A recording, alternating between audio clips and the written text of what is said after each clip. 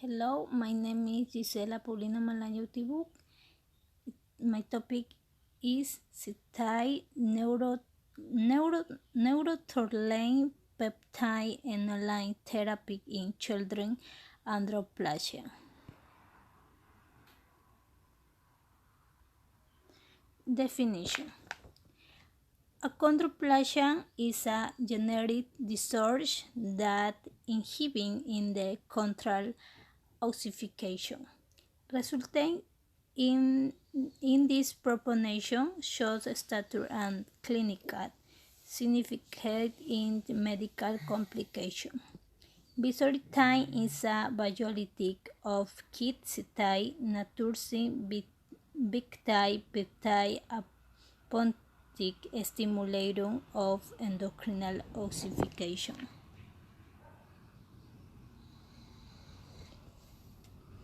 Achondroplasia. What is achondroplasia? A means without, chondro refers to cartilage, and plasia means growth. So this is basically impaired cartilage growth or proliferation. This is a common cause of dwarfism, and as you may notice from this picture, these individuals have a normal head and a normal trunk. And the reason that this occurs is, if you may recall from embryology, there are two types of bone formation. Intramembranous bone formation, this is not affected. However, you may notice in these individuals that their extremities are shorter. They're not developed properly. This is due to impaired endochondral cartilage bone formation. These individuals have an activating mutation on the fibroblast growth factor receptor 3. So the FGFR3 is increased in expression, so you have too much of this receptor on the cell surface, and what your body does is it responds by saying, hey, you're giving too much of a growth signal, so they're going to inhibit growth. So growth is going to be inhibited. Achondroplasia tends to be sporadic. It has an autosomal dominant inheritance pattern. Fertility, lifespan, and mental function are not affected in these individuals. So they have normal fertility, lifespan, and mental function. The incidence of achondroplasia increases with increased paternal age. So looking at this x-ray, we notice that the long bones have not developed properly. And the reason that these long bones don't develop properly is because the main mechanisms that long bones grow is due to endochondral bone formation. In summary, achondroplasia refers to impaired cartilage proliferation that inhibits growth plate and long bone formation, and these individuals end up with short extremities. However, their head and trunk are normal. And the mutation is an overexpression of FGFR receptor 3. It is an overexpression of FGFR3 that leads to inhibition of growth.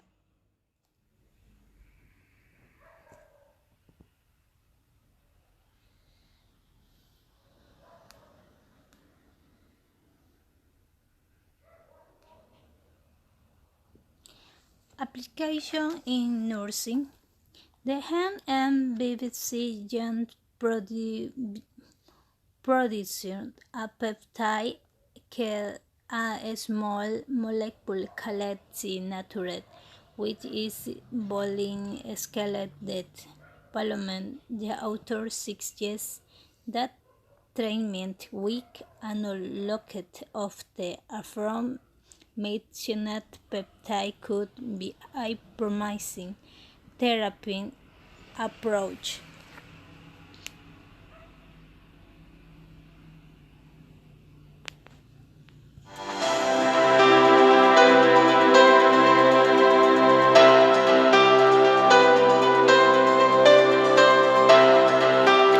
One in 40,000 children is born with achondroplasia. This is the most common form of dwarfism. A lot of these patients have orthopedic problems.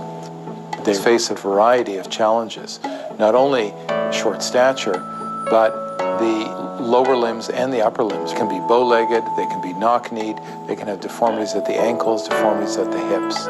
In the upper limbs, they frequently can't straighten their elbows all the way. They may have deformities affecting their shoulders, wrists, and hands.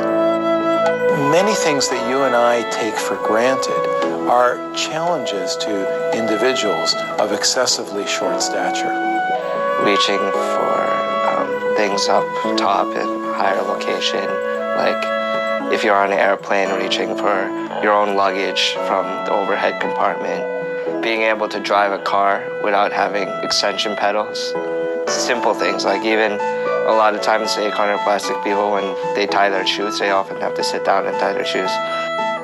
Using the restroom is something I worry about for him. Being able to turn the light switches off and on, just simple everyday things that I know he would find a way to do that, but I don't, as a parent, you don't want your child to struggle to do things the rest of us take for granted. As an adult, these challenges are often difficult, may limit the type of work possibilities, may make one feel limited in certain situations. We can change all of that. Reconstructive surgery offers these patients several advantages. First of all, we're able to lengthen their limbs so that these patients do achieve a normal height for their sex. So for girls, that would be about 5 feet tall, and for boys, 5'4" to 5'6" in height. Secondly, we're able to correct the limb deformities of both the upper and the lower limbs. Thirdly, we're able to correct the disproportion so that we restore the proportion of the limbs to the trunk. The experience itself, it shows how tough and how determined these kids are to go through this for this amount of time. I guess they must look forward to it so much that they'll do anything. Don't think it's easy, but if you just be determined and try hard, anyone can do it. Seeing the growth every 2 weeks on the X-ray is really amazing. You don't notice it right away, and then I had to extend the wheelchair. And you notice that now he fills in the wheelchair plus the extension, and you see all of it. It's an amazing process. Now, I've been lengthening patients with achondroplasia and other dwarfisms for almost 25 years.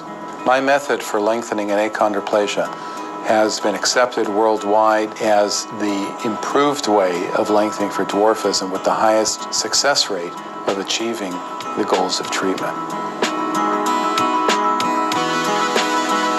Well, it started 23 years ago, actually, in 1988. I had my first limb lengthening procedure with Dr. Paley. Doctors predicted that she would never be more than 4 feet tall. And after going through the limb lengthening procedure 3 times, she now stands 5 feet 2 inches. I live in Washington, D.C., and I work in the United States Senate. Dr. Paley has committed to constantly improving, to constantly growing, to constantly helping the people who seek his care. He is the top surgeon in this field. He does this better than anybody. He is willing to break the barriers better than anybody. It's helping people with congenital anomalies who wouldn't be able to walk without him or who would face amputated limbs without him. I mean, this is what he does, and this is what he's dedicated his life to. Patients with achondroplasia and hypochondroplasia don't need to feel challenged by normal activities at work or at home. There are some days that I even forget that I have achondroplasia. My estimated height was 4'2".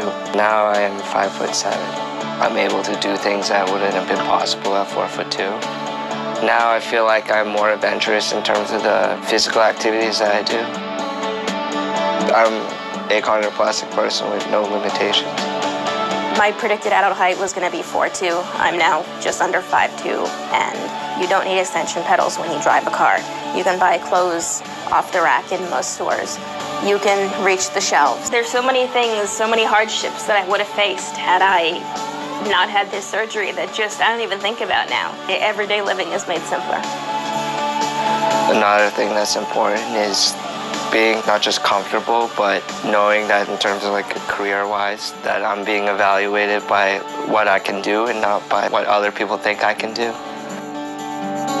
When you finally have the fixator removed and you can go to the supermarket for the first time, or you drive the car or do whatever, you're like, wow, that's the difference. That's what this is all about. The reason for an achondroplastic family to come to the Paley Institute is because it has the longest standing track record, safety record, reliability record, and reproducibility record for treatment of achondroplasia. We can achieve our goals, and that's what patients and parents want to see.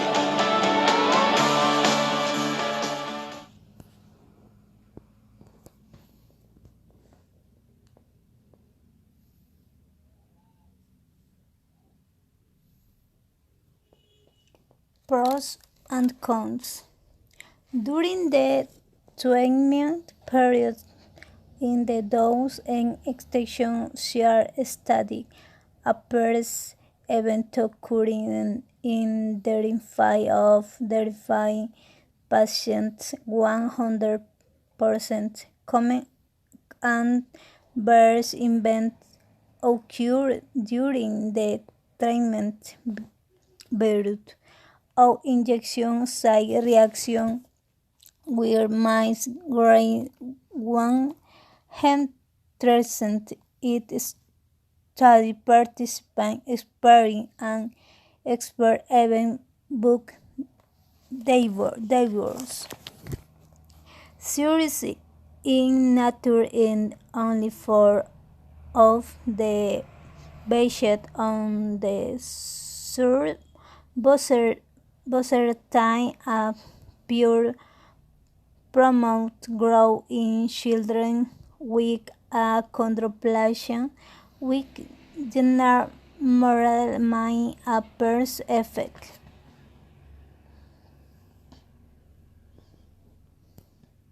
Parents of 2-year-olds know it is tough for them to get to bed, but a sweet little girl with dwarfism in Oak Creek loves to go to bed, all thanks to a special toy built by unexpected friends. Our Casey Geraldo is live where it all started. Casey. Carol, Brenda came to this Home Depot here to learn how to build steps for her daughter, but she ended up building a bond with unexpected friends that helped her and her daughter, Natalie. You want to go up the stairs? For Natalie Santiago, the answer to that question is always yes. She's been doing a lot of up and down. Natalie has a form of dwarfism, so this up and down helps her learn. Getting her used to the different levels and being able to shift her weight. Which is what Santiago explained to Rob Rafalski here at Home Depot Sunday night. I was going to try to do something like this. I kind of knew that I was going to ask for permission to see if we could actually build it for her. I was like, did I hear this right? She did. When you met Natalie, you wanted to help out in any way, shape, or form. My heart melted. So he gathered a team who worked in a hurry. How old are you?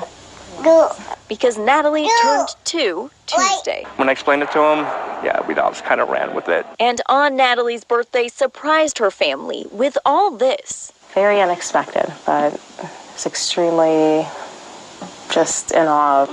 Now, Natalie's a Home Depot team member, and Home Depot is Team Natalie. Santiago says with all the ways we talk about difference, she was thrilled to see how the team here at this Home Depot embraced Natalie. And Rafalski says he now wears one of these dwarfism awareness bands for the little girl who warmed his heart. Live at the Franklin Home Depot, I'm Casey Geraldo for today's TMJ4.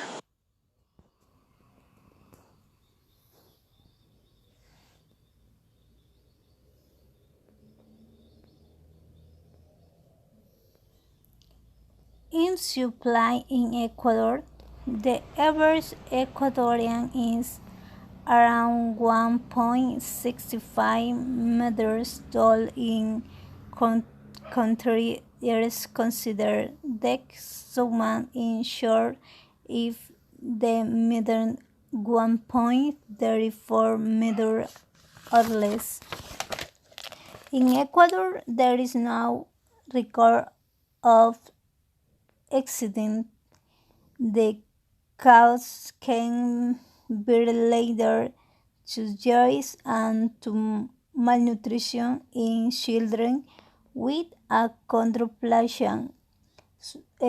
Subcutaneous administration of proserpine once daily was associated with a side effect profile that generally a pure mind treatment resulting in a sustained increase in a null side grain for autic 42 months.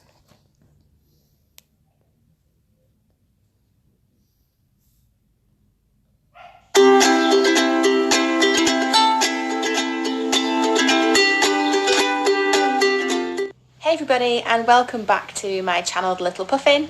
So today I thought I'd give you an insight into what Callum's body looks like and the characteristics of achondroplasia he's actually showing. I recorded this morning, so it's a little bit rough and ready, but I thought it would be a good idea to show you the things that I talk about or I mention in my blog, and especially with the characteristics, some of them have kind of like obscure names. So I thought if I can show you them on him, then it gives you a better idea of how he looks a little bit different and can help you understand, I guess. He's recently discovered his toes and his feet, which is quite late for his age, because he's 8 months today actually. So he really struggles, as you can see, to grab his toes, and he actually really has to try, and he tends to hold his breath when he's doing it because it's quite a strain, but he does it all the time now. So as you can see, his arms, you see your arms? His arms only just come down to his hips, whereas most people's arms hang lower, and the tops of his arms here, so these are your long bones. As you can see by his little rolls, they're shorter than they should be, and so as the skin develops as a normal rate, that's why they get the rolls, because there's more skin than there is area to cover it. So his rolls actually at the moment aren't too bad. He seems to have like a little growth spurt, so they've quite calmed down a little bit. His legs, again, this is your long bone here. So his legs don't actually look that bad. He doesn't have any rolls on his thighs, but they are obviously, they're actually shorter, if not equal to this part, which should be longer. So they're kind of like the most obvious characteristics of Callum's dwarfism achondroplasia. Other things we were told about is that this part of his nose, the bridge of his nose here, is wider. That's a common characteristic. I don't really know why. And if you'll let me show you, which he loves the camera, so he might not. You can turn your head, Bubba. The head, cheeky, his head here. So the skull kind of like bosses over, so it sticks up a little bit. Again, it's only like a mild characteristic in Callum. It's not really too obvious. But that is another kind of pointer when they're trying to diagnose. So Callum's head is considered large. It doesn't really go up. Sorry, it doesn't really go up like this. But if I can get him to look to the side. Right, so there you go. So his head actually goes back quite far. Now it seems to have got into proportion, so it doesn't actually look as obvious. But when he was little, it did stick back quite a bit. I wasn't really aware of this because, obviously to me he was just my perfect little baby. He still is.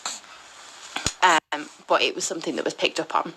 So that was the main concern they had when he was born, and up until they discovered his long bones, was mainly the size of his head and why it was so out of proportion to his body.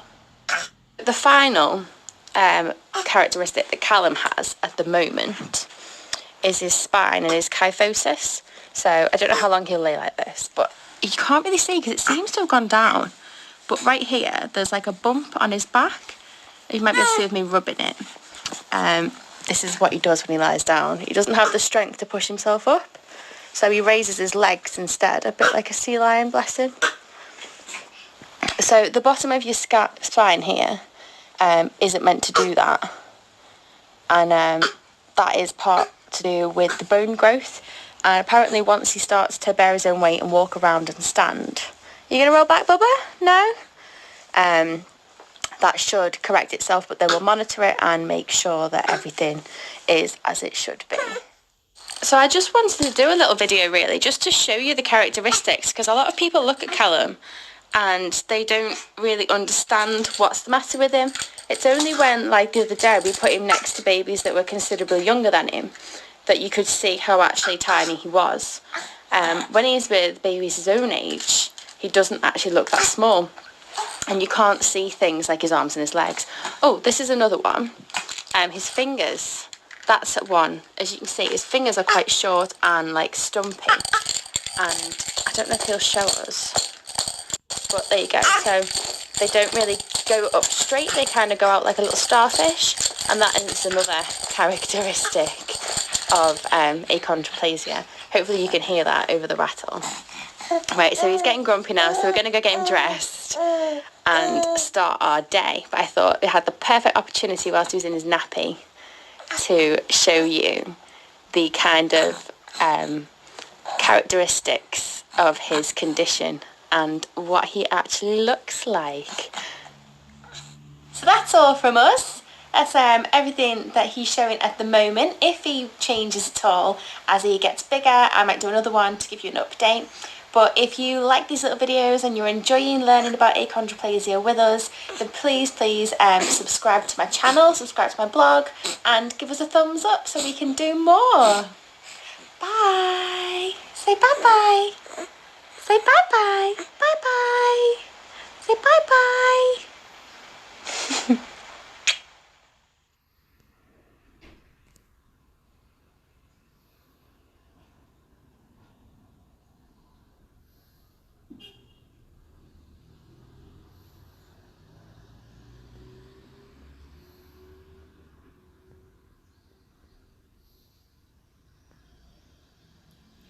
In conclusion, in a study carried out was identified the first BBC mutation in patients with proportionation short stature and small gained.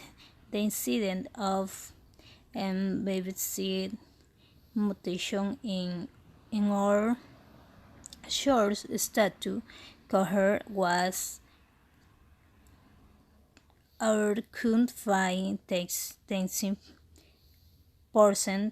We also wait with current interest for the growth of the CNP Analogue clinical trial as take due the therapeutic approach for patients with CNP mutation.